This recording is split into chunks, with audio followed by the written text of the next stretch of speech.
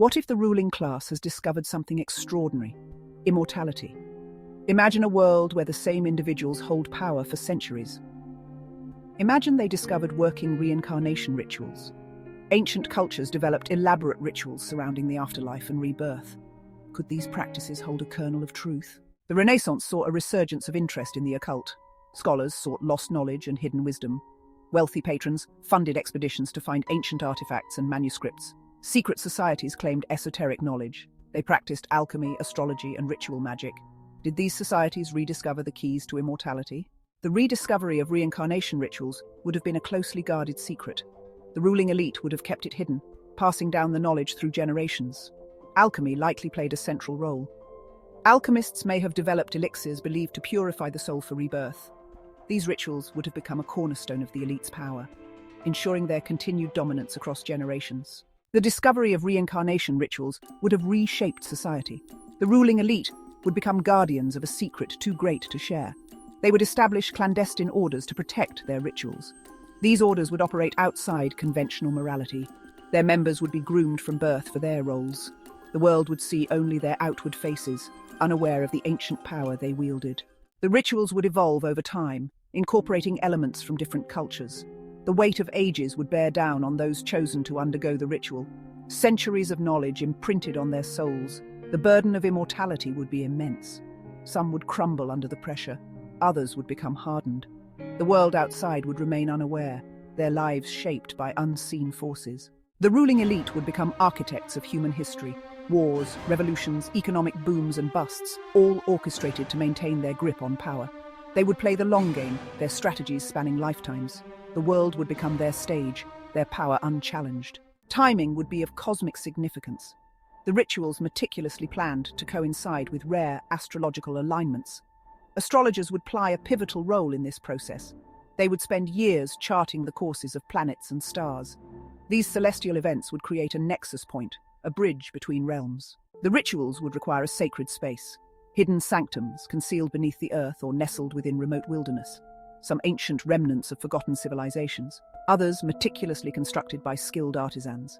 Those structures would be like living entities, imbued with palpable energy. It would be within these hallowed halls that the rituals would unfold. The mechanics of the reincarnation ritual would remain shrouded in mystery, rare and potent ingredients gathered from the far corners of the globe. These ingredients would be conduits of cosmic energy. The ritual would involve a series of symbolic acts. Incantations uttered in long-forgotten languages would create a vortex of energy. The secrets of life, death, and rebirth laid bare.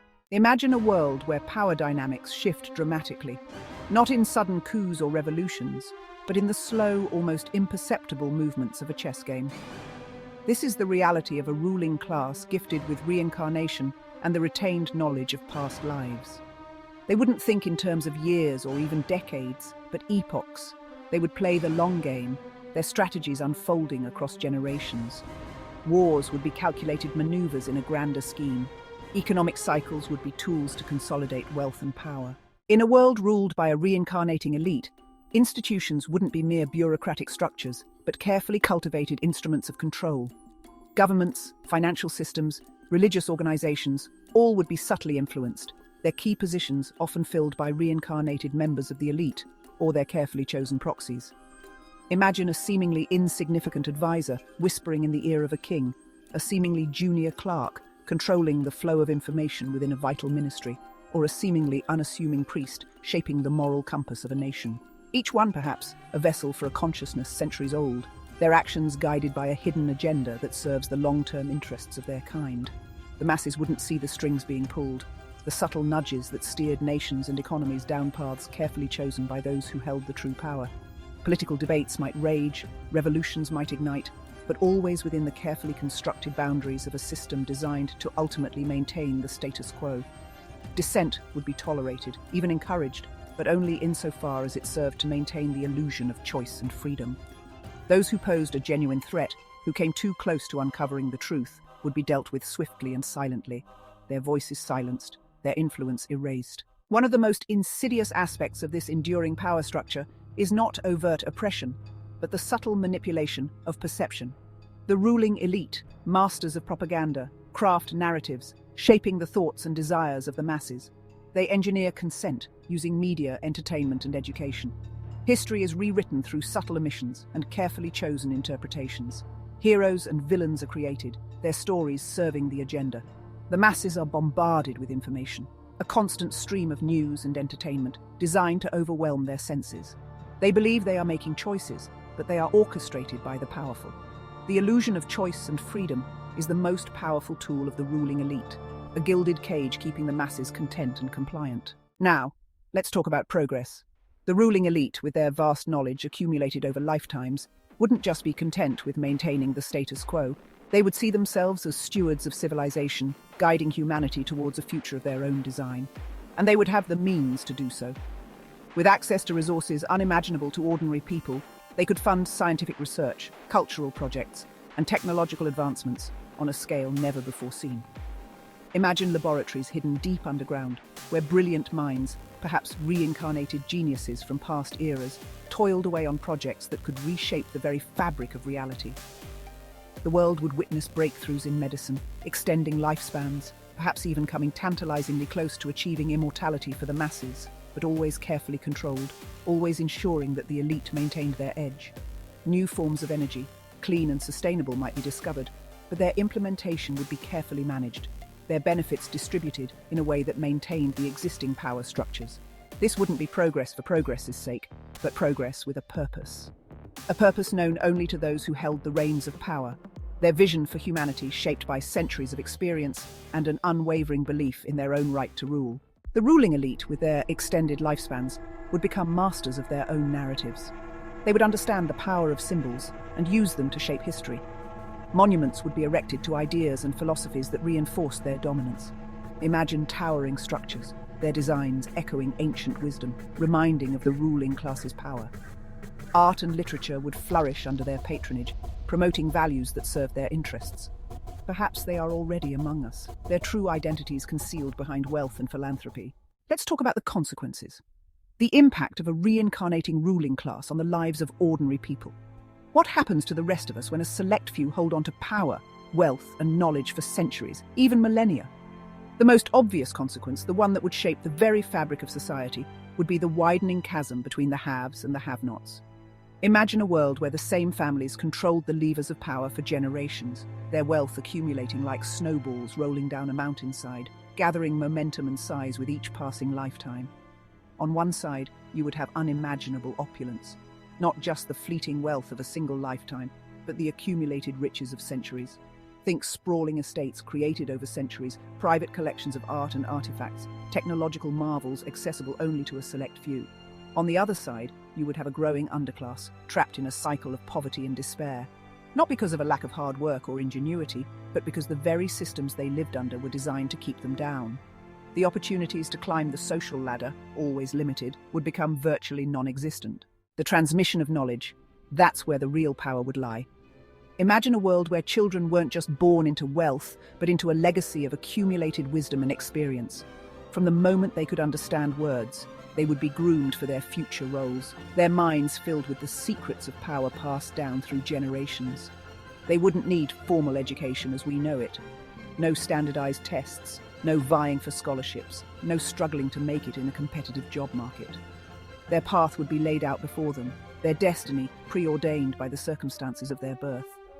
They would learn from the best tutors, the most brilliant minds, many of whom might have lived through multiple lifetimes themselves. They would be privy to knowledge hidden from the public, ancient texts, and secret histories that revealed the true workings of power.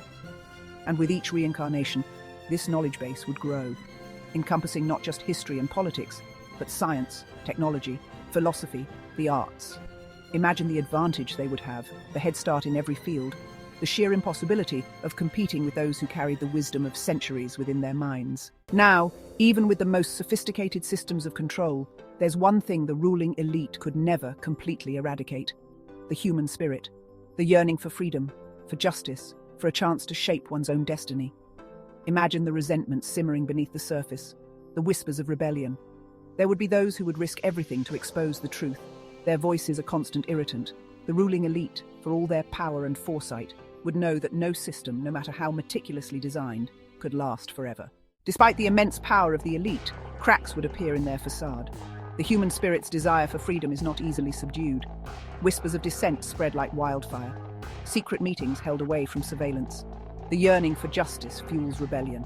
Acts of defiance start small but grow. Each act chips away at their power. Symbols defaced, pronouncements ridiculed. The illusion of omnipotence crumbles. The elite might underestimate rebellion. Defiance could ignite a conflagration. We've journeyed together through the corridors of history, peering into the shadowy corners of power. We've contemplated the possibility of a ruling elite, their grip on humanity tightened by the most ancient and forbidden of secrets, reincarnation. Imagine, if you will, a world where the same individuals hold the reins of power across lifetimes, their decisions echoing through the ages. A world where progress is carefully curated, where dissent is subtly managed, and where the masses are kept content within a gilded cage of their own making. This is a world of stark contrasts, of unimaginable wealth and heartbreaking poverty, of breathtaking technological advancements, and a carefully maintained illusion of choice. A world where the human spirit, for all its resilience, struggles against forces seemingly beyond its control. But even in this dystopian vision, a glimmer of hope persists. The human capacity for love, for compassion, for justice. These are the embers that refuse to be extinguished, the seeds of rebellion that lie dormant, waiting for the right moment to sprout. The story we've explored may be a thought experiment, designed to challenge our assumptions and awaken us to the subtle ways power operates in our world. The concentration of wealth and power in the hands of a select few is a reality we face today. The manipulation of information, the erosion of truth, the subtle engineering of consent, these are the tools of power in the 21st century. Will we rise to the challenge, embracing our shared humanity and demanding a world where power is distributed equitably? Let us awaken to the dawn of a new era, where the whispers of rebellion transform into a roar that can shake the foundations of power. If you liked our video, please like, share, and subscribe. Your support helps us continue to explore and share these important stories.